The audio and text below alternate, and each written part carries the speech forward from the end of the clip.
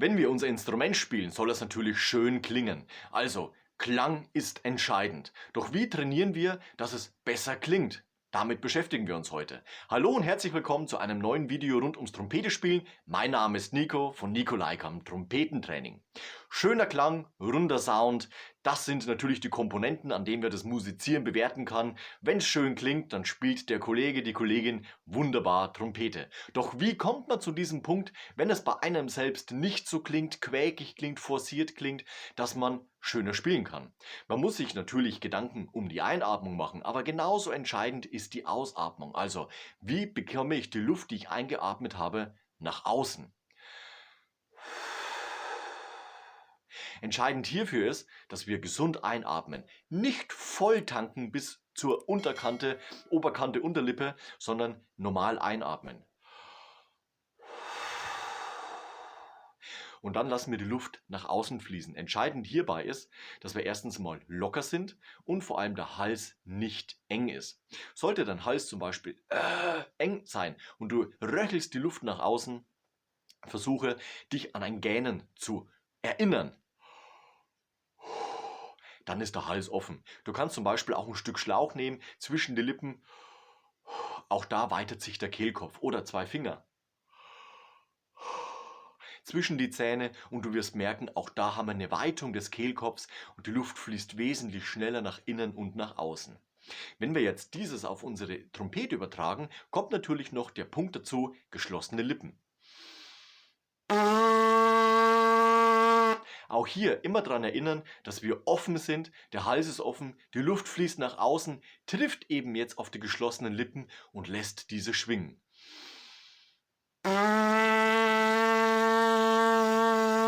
Jetzt aufs Instrument übertragen.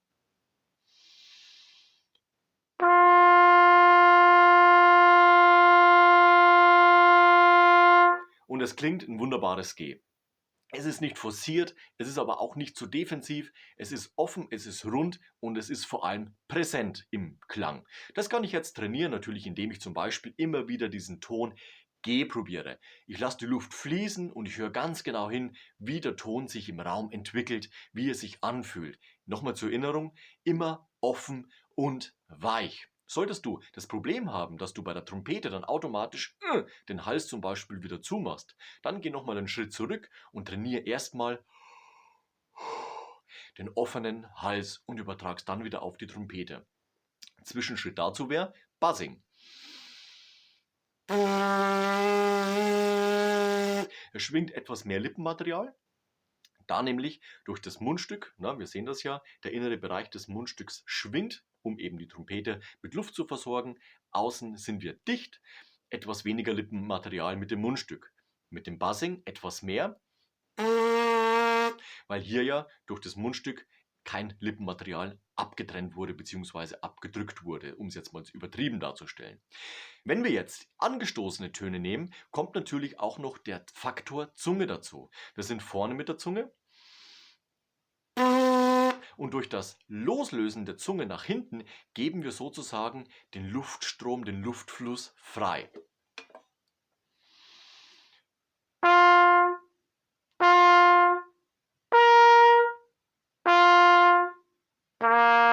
Und dann bekomme ich auch die Töne im ersten Anstoß klangvoll hin. Das auf jeden Fall trainieren, damit auch diese Töne rund werden und auch von der Intonation und von der Präsenz gut sind.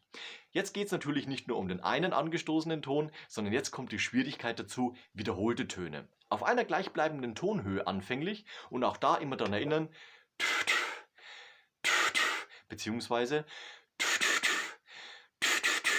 auch wieder auf dem C2.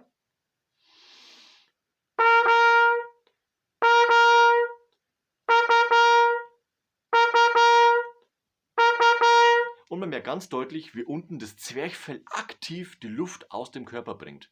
Ich kann das mal wabernd darstellen. Ich nehme jetzt zum Beispiel mal das G.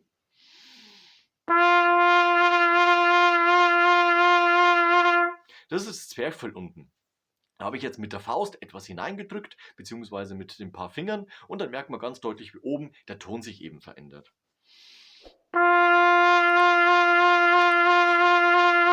Also unten das Zwerchfell ist natürlich unser Kraftwerk, das die Luft nach außen bringt für unser Trompete spielen. Ihr könnt mal mit eurer Hand, macht ihr so die Hand so, drückt in euren Bauch rein und pustet mal nach außen. Und dann merkt ihr, wie ein Zwerchfellimpuls entsteht. Den könnt ihr nicht bewusst steuern, der kommt automatisch. Immer dann, wenn was aus dem Körper hinaus befördert wird, ist dieses Zwerchfell beteiligt, in dem Fall eben die Luft. Das heißt, wenn wir also nach oben gehen, zum Beispiel zum E2 oder G2, dann merkt man natürlich auch unten, dass dieser Zwerchfellimpuls stärker stattfindet. Dafür gehen wir mal vom C2 nach oben bis zum G2 über den Naturton E2.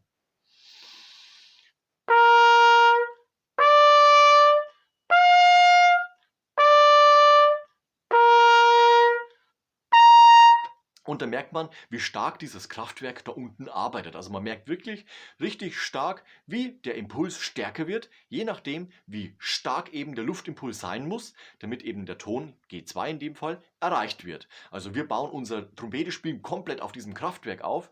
Die Luft geht nach außen, möglichst offen und weit vom Gefühl her, kommt auf die geschlossenen Lippen, über die Zunge natürlich, trifft auf die geschlossenen Lippen, auf das Mundstück, in die Trompete, der Sound ist da.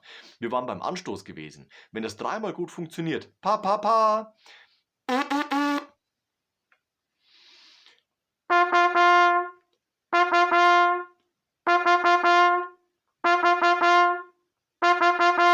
bau diese Übungen immer in dein Warm-up mit ein. Lippenbuzzing, Lippensummen und so weiter und so fort, Atem und natürlich auch angestoßene Töne. Auf diese Art und Weise kannst du deine Töne rund bekommen, voluminös bekommen, klangvoll bekommen. Wenn es auf der gleichbleibenden Tonhöhe funktioniert, dann gehen wir in die Wechseltöne. Das heißt, wir haben natürlich dann zum Beispiel unten in dem mittleren Bereich G1 auf Fis zum Beispiel oder auf F. Halbtonschrittweise, Ganztonschrittweise oder in Art einer Tonleiter, dann kannst du letztendlich dann dieses Erlernte auf dein Trompetespielen übertragen und du kannst auch lernen, dann dementsprechend lange Achtel-, Sechzehntelketten etc. klangvoll zu spielen.